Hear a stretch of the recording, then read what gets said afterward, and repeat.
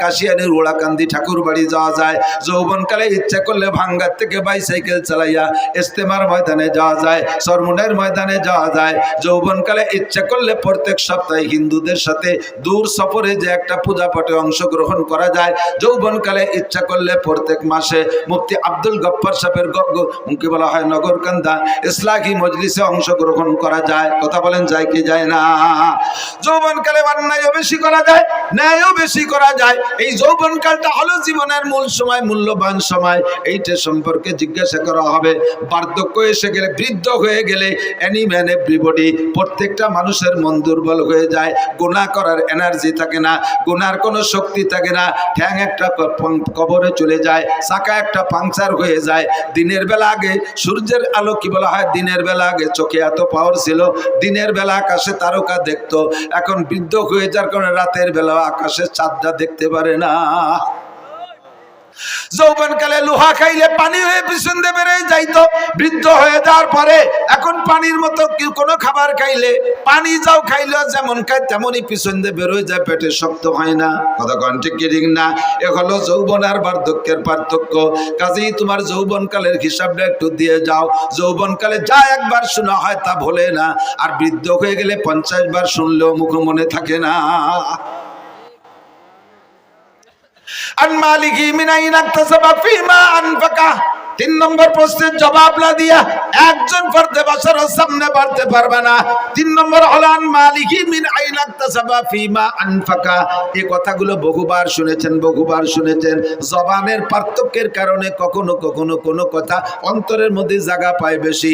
আমার কথা অন্তরে, আজকের এই কথাগুলো আমি বললে ভিতরে নাও ঢুকতে পারে। হুবহু এই কথাগুলো মুফতি আব্দুল গফফার সাহেব হুজুর, ইসমাতুল্লাহ কাসেম সাহেব হুজুর দামাত বরকাতুহু আলিয়া, উনরা বললে কথাটা আপনার ভিতরে গ্রহণযোগ্যতা বেশি পাইতে পারে।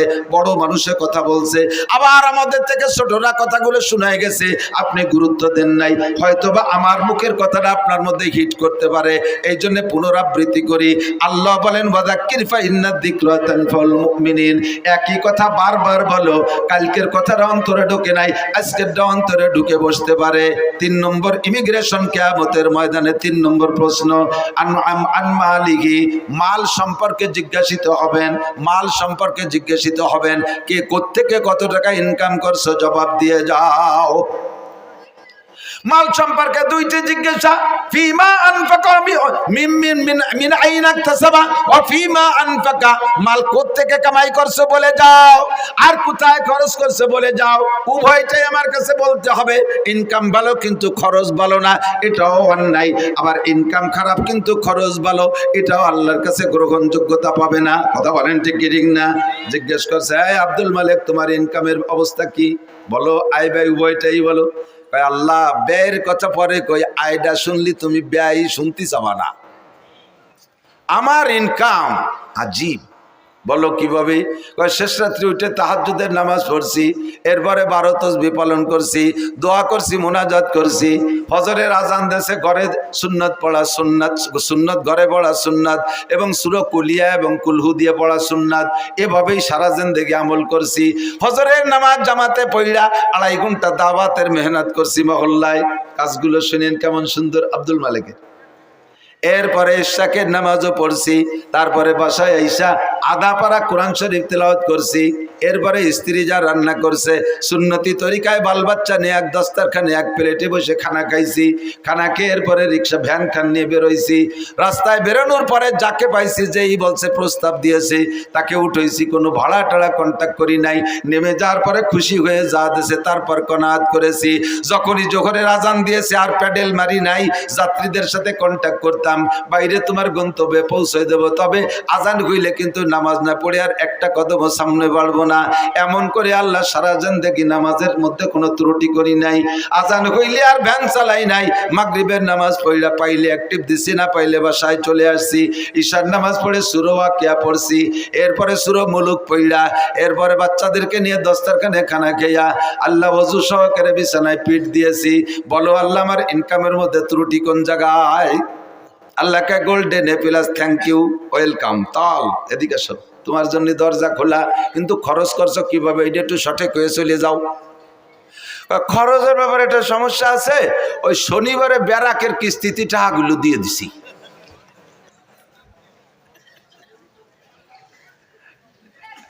বাংলায় কয় একে পাদে আগা সারা। বাংলা বোঝেন?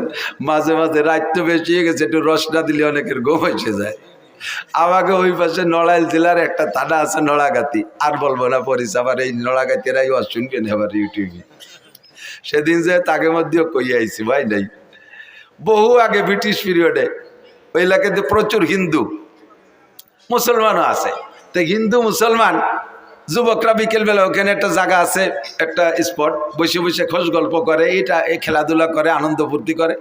তো ফাজলেমি করিয়া দুইজনে বাই ছাড়াছাড়ি ফাল্লা লাগছে, একজনে একটা দেয় আর একজনে একটা দেয়, একজনে একটা দেয় আর একজনে একটা দেয়। আর আজকে তো আর আনরেডি, অপ্রস্তুত ভাবে বেশি একটা সুবিধা হতে পারে না। এখন ওই জায়গায় দুইজনের পাল্লা হয়েছে, আগামী শনিবারে এই জায়গা বাই ছাড়িয়ে পাল্লা, যে যেভাবে পারো রেডি হয়ে আসবা।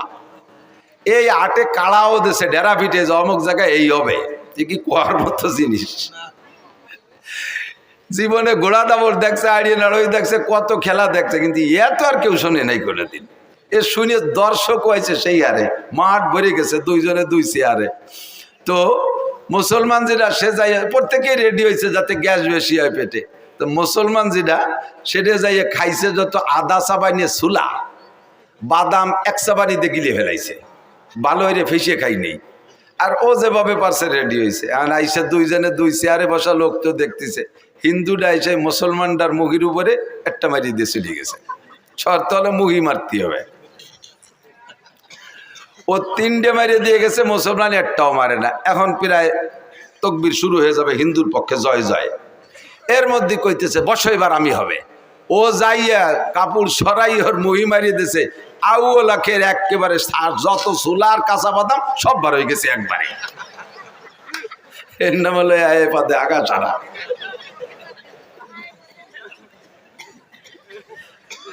সারা জীবন বইয়া এত দরবেশে ইনকাম করছো, তাহাজ্জুদের টাকা কোনো তা ছাড়ো নাই, পায়ে গায়ের রক্ত পানি করে ইনকাম করছো, খরচ করছো কোন জায়গায় একটু কইয়ে যাও। কয় আল্লাহ গ্রামীণ ব্যাংকের কিস্তি দিছি, আশার কিস্তিতে সব, এই কথা কইস না, আশার কিস্তিতে দিছি, অমুক জায়গা সুদে দিনায় টাকাগুলো দিয়ে দিছি। আল্লাহ কয় নো টক বাটুস্কুত, কথা হবে না, পিঠে সালা বান্ধ,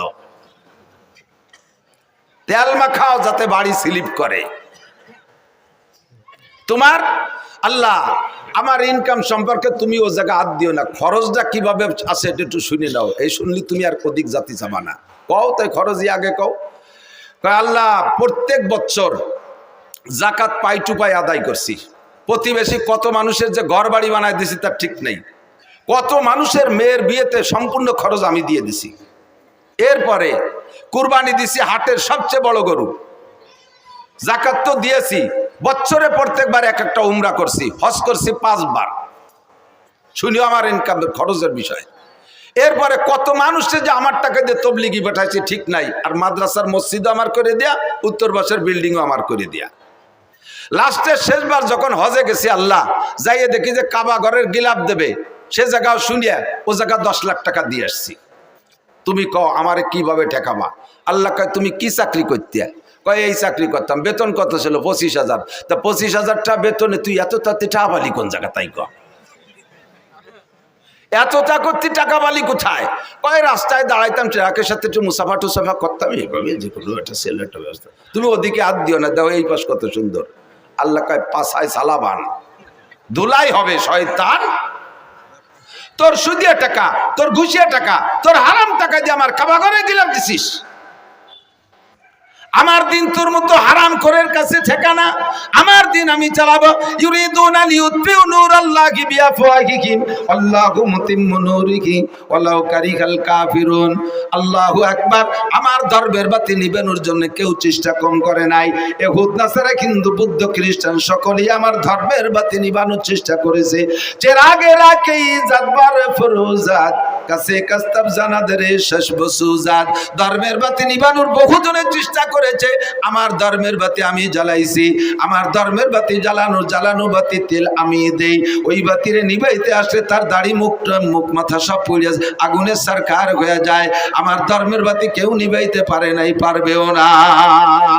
তোর ঘুষকা টাকা দিয়ে ধর্মের বাতি জ্বালাইতে বলছে কে? তোর সুদের টাকা দিয়ে আমার ধর্মের বাতি জ্বালাইতে বলছে কে? শয়তান, তোর ইনকামের টাকা আমি চাই নাই। মিন আইনাক তাকসাবা ফিমা আনফাকা। ঢাকায় গেলে রিকশা চালাইতে চালাইতে কিছুদিন পর ঢাকার প্রাণ কেন্দ্রে 10 তলা দালান, টাকাটা কোত্থেকে পাইলে একটু আমার কাছে জবাব দিয়ে যাও। 4 নম্বর প্রশ্ন, মাদা আমিলা বিমা আলিমা। ও মুসলমান, এই 2 দিন ব্যাপী মাহফিলের থেকে উলামায়ে কেরামের কাছ থেকে কম কথা শোনো নাই। জীবনে বহু মাহফিল থেকে, আল্লাহু আকবার, আমার মনে হয় যে কোনো একজন বক্তার সম্পূর্ণ বয়ান যদি ইউটিউবে থেকে কালেকশন করে শোনেন, তাহলে ব্যক্তি জীবন থেকে নিয়ে জন্ম থেকে নিয়ে মরণ পর্যন্ত সুন্দর একটা জীবন ব্যবস্থা ওই বয়ানের মধ্যে থেকে সংগ্রহ করতে পারেন। আমি যত বয়ান করি আমার একটা খেয়াল রাখি যে এক জায়গায় একই কথা বারবার বললে মানুষের চর্বিত চর্বণ মনে করবে, তবে সেই বইতে যে আসল কথাগুলো বলবো না তা না। একেবারে বিবাহ শাদী থেকে নিয়ে মরণ পর্যন্ত ধারাবাহিক মানব জীবনে যেখানে যা লাগবে সব কথাগুলো আল্লাহর রহমতে বলা আছে। ইউটিউবের ভিতরে শুনবেন, দেখবেন।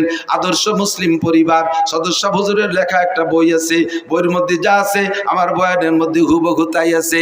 ব্যক্তি জীবন কিভাবে চলবেন, রাজনীতি কিভাবে করবেন, খেত খামার কিভাবে করবেন, জেনারেল পড়াশোনা কিভাবে করবেন, বিবাহ শাদী কিভাবে করবেন, দাম্পত্য জীবন কিভাবে কাটাইবেন, নামাজ কেমন করে পড়বেন, নামাজের মধ্যে কঠিন কঠিন টুকিটাকি মাসালা আছে, এগুলো নষ্ট হওয়ার কারণে কি সমস্যা, রোজা কিভাবে রাখবেন, হজের মাসালাগুলো সব বলা আছে। এই বয়ানগুলো আপনারা বয়ান মাঠ থেকে শুনেছেন। আল্লাহ পাক জিজ্ঞেস করবে, মাদা আমিলা বিমা আলিমা। এতদিন পর্যন্ত যা শুনেছো এরপর আমল কতটুকু করছো বান্দা, একটু বলে যাও। জবাব দিতেই হবে, জবাব না দিয়ে সামনে বাড়া যাবে না। যা বলতে চাইছি, আমার আপনার জিন্দেগিতে যত ইবাদত বন্দেগি করি না কেন, আউয়ালু মা ইউহাসাবু বিহিল আবদু ইয়াউমাল কিয়ামাতিস সালাহ। হাসরের মাঠে সর্বপ্রথম জিজ্ঞাসা হবে নামাজ। একটু জোরে বলেন কি? সবাই বলছেন কি? নামাজ কি? নামাজ সম্পর্কে জিজ্ঞাসিত হব। বলেন, নামাজ সম্পর্কে জিজ্ঞাসিত। বলছেন তো সবাই বলছেন তো? আমালাইনিল্লাল বালাগ ওয়াশ, আমার দায়িত্ব খালাস। কিয়ামতের ময়দানে আপনাকে আল্লাহ জিজ্ঞেস করবে, নামাজ পড়িস নাই কেন? আপনি বলে, আল্লাহ আমরা কত ভালো মানুষ তুমি জানো না?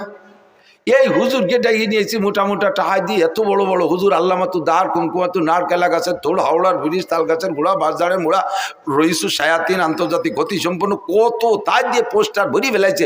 সেই হুজুররা এসে দুনিয়ার গালগপ পরে চলে গেছে, কোনোদিন নামাজের কথাটা কইনি। যদি একবার কইতো তাহলে নামাজটা ভরি আমিও ছাড়ি। হুজুরকে অ্যাটাক করবেন, আমাকে ধরবেন, এই হুজুরা নামাজের কথা বলে নাই। সেদিন আল্লাহ বলবে আমাকে, এ মৌলানা খালি খাইয়ে দিয়ে পয়সা নিয়ে চলিয়েছে নাকি, নামাজের কথা কইস নাই কেন? আমি বলে, আল্লাহ অবশ্যই বলছি। তুমি বিশ্বাসটা হয় ওর আমল নামা দেখো। এবার আমল নামা খুলে দেখবে, তার ভিতরে অডিও ভিডিও সব আছে। মায়াল ফিজু মিন কাউলিন ইল্লা লাদাইহি রাকিবুন আতীদ। মুখ থেকে যে কথাটা বের করবেন, অন্তরে হাজারো খারাপ কুকল্পনা করলে আল্লাহ ফেরেশতাদেরকে আমল নামায় লিখতে দেয় না। মনে মনে বিশাল বিশাল প্ল্যান করছেন, একেবারে ডোনাল্ড ট্রাম্পের মেয়ে বিয়ে করবেন, তারে যে মাথা ফাটায় ফেলে দেবেন, এগুলো মনে মনে কল্পনা করছেন। যতক্ষণ মুখে উচ্চারণ করবেন না ততক্ষণ পর্যন্ত লেখা হবে না। আর যে কথা মুখ দিয়ে বের করবেন সঙ্গে সঙ্গে লেখা হবে। কাজেই আপনি কিয়ামতে আমারে অ্যাটাক করতে পারবেন না। আমি সবাই রেদে বলাই দিছি, মুখ দিয়ে বলে ফেলাইছেন, আপনার আমল নামায় লেখা হয়ে গেছে। কিয়ামতের মাঠে সর্বপ্রথম জিজ্ঞাসা হবে নামাজ। নামাজের প্রশ্নে যে জবাব দিয়ে পার হয়ে যেতে পারবে, ওর কোন জায়গায় কোনো ঠেক হবে না। নামাজের কারণে সব জায়গা আল্লাহ তারে পার করে দেবে। কেন দেবে? নামাজের কারণে কেন তারে সব জায়গা পার করে দেবে? আল্লাহ পাক বলেন, নামাজ যে ব্যক্তি সঠিকভাবে পড়ে সে কোনো অন্যায় করে না। ইন্নাস সালাতা তানহা আনিল ফাহশাই ওয়াল মুনকার ওয়ালা যিকরুল্লাহি আকবার। নামাজ এমন একটা তাবিজ, নামাজ এমন একটা ক্যাপসুল, নামাজ এমন একটা ইনজেকশন, এই নামাজ এমন একটা টিকা, ওই টিকাটা লাগাইলে আর কোনো রোগ হয় না। দেখবেন মাঝে মাঝে পোলাপানের টিকা দেয় না? টিকা দেওয়ার অবস্থা মনে আছে নাকি? টিকা দেওয়ার সিস্টেম কি?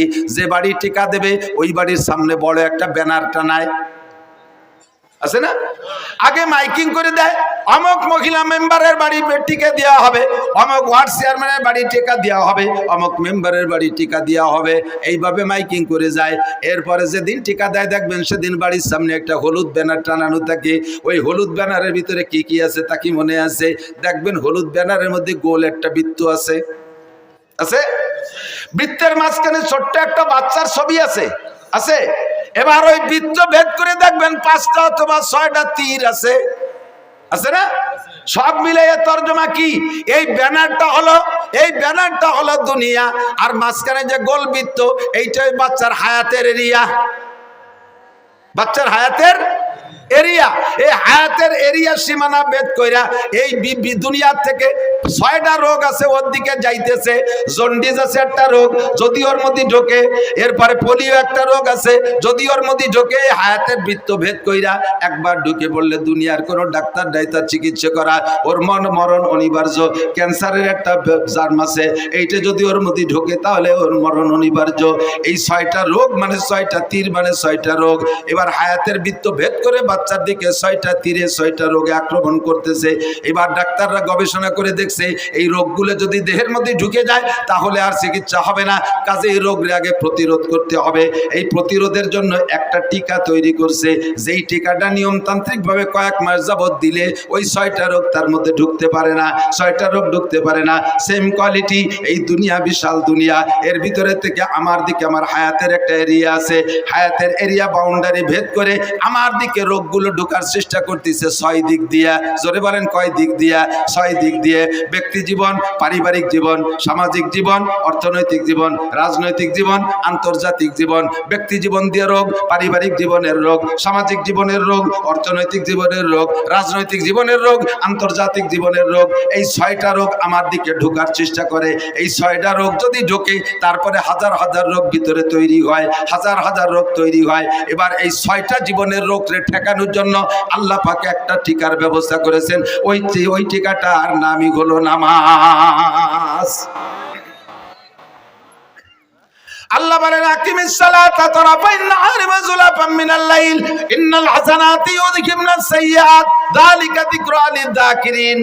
উতলু মা উহিয়া ইলাইকা মিনাল কিতাব ওয়া আকিমিস সালাহ ইন্নাস সালাতা তানহা আনিল ফাহশাই ওয়াল মুনকার ওয়া লাযিকরুল্লাহি আকবার। আল্লাহর কসম, আল্লাহর কসম, তার 99 নামের কসম, তার ইসমে জাতের কসম দিয়ে বলি, যদি কোনো ব্যক্তি সঠিকভাবে নামাজ পড়ে, অরিজিনালি কোনো ব্যক্তি যদি নিয়মতান্ত্রিকভাবে নামাজ পড়ে, ওই নামাজি ব্যক্তিকে নামাজে তারে ঘুষের থেকে ফিরাইতে বাধ্য হয়, সুদের থেকে ফিরাই তারে, জিনার থেকে ফিরাই তাকে, মদের থেকে ফিরাই তাকে, গাজার থেকে ফিরায় তাকে, বেপর্দা থেকে ফিরায়, আইলঠেলা থেকে ফিরায়, জালদলির থেকে ফিরায়, মিথ্যা সাক্ষী থেকে ফিরায়, মিথ্যা মামলা থেকে ফিরায়, মাপে কম দেওয়া থেকে ফিরায়, মাপে বেশি আনা থেকে ফিরায়, মালে ভেজাল দেওয়া থেকে ফিরায়, ফরমালিন মিশনি থেকে ফিরায়, দুধে পানির দিকে দেওয়া থেকে ফিরায়, আরে মুখের গুণা থেকে ফিরায়, অকথ্য ভাষায় গালাগালি করতে দেয় না, কুদৃষ্টির থেকে ফিরায়, কান্ডে খারাপ জায়গা থেকে ফিরায়, হাতরে খারাপ জায়গা থেকে ফিরায়, শরম রাগে শরম গাকে অবৈধ জায়গা থেকে ফিরায়, পা দুটোকে হারাম জায়গা জাত থেকে ফিরায়। যত অন্যায় আছে সমস্ত অন্যায় থেকে এই ফিরানোর মাত্র একটা তাবিজের নাম হলো নামাজ। এই নামাজ হলো ফরজ নামাজ। একটু জোরে বলেন কি নামাজ? এক ওয়াক্ত ফজরের 2 রাকাত ফরজ নামাজের দাম, ফজরের 2 রাকাত ফরজ নামাজের দাম কত? সারা জীবন 60 বছর নফল নামাজ আর নফল রোজা না। যদি কেউ আল্লাহ 60 লক্ষ বছর হায়াত দেয়, 60 লক্ষ বছর নফল নামাজ আর নফল রোজা রাখলে সেই নাকি ফজরের 2 রাকাত নামাজের দাম তার চাইতে বেশি। এবার আমি ওখান থেকে মাসালা বের করছি, এদিক তাকান। একটা মাসালার দাম 60 বছর নফল নামাজ ও রোজার চাইতে বেশি কেন? কারণ নফল তো সারা জীবনের নফলের দাম ফরজের সমান হবে না। আবার বহু মুসলমান আছে যাদের একটা মাসালা না জানা থাকার কারণে, ছোট্ট পিন সাইজের একটা মাসালা না জানা থাকার কারণে জিন্দেগির বহুত ফরজ নামাজ নষ্ট হয়ে গেছে। আমার দিক জিন্দেগির বহুত ফরজ নামাজ নষ্ট হয়ে গেছে। ভেরি ভেরি ইম্পর্টেন্ট একটা মাসালা আপনাদের জন্য আমি সংগ্রহ করছি। এই মাসালাটার দাম আপনি নিজেই জবাব দেবেন। ওই মাসালাটা না হওয়ার কারণে, সঠিক না জানা থাকার কারণে ফরজ নামাজ নষ্ট হয়েছে। আর 2 রাকাত ফরজ নামাজের দাম 60 লক্ষ বছর নফল নামাজের চাইতে বেশি। কথা বলুন ঠিক কি ঠিক না? এবার সেই মাসালাটা কি মাসালা? আপনি ইমামের পিছনে নামাজ পড়েন। আমি তো একটা দাড়ি যখন গজাইছে, নিতান্ত গরিব বাপের ছেলে ছিলাম আমি।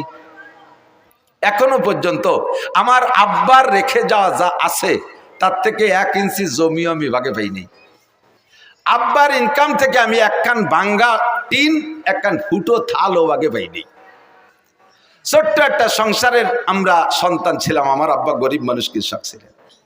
যা কামাই করছেন কোনো মতে আমাদের খাওয়াই বাঁচাইছে। সোনের একটা ঘর ছিল আমাদের, 2-5 শতাংশ জমির উপরে বাড়ি, ছোট 2 ভাইরে বাড়ি ঘরটর যা ছিল সব দিয়ে টিয়ে আলাদা বাড়ি করছে, জায়গা কিনে। আমরা বড় 2 ভাই, বাপের কিছু পাইনি। বাপের 1 বস্তা দোয়া পাইছি।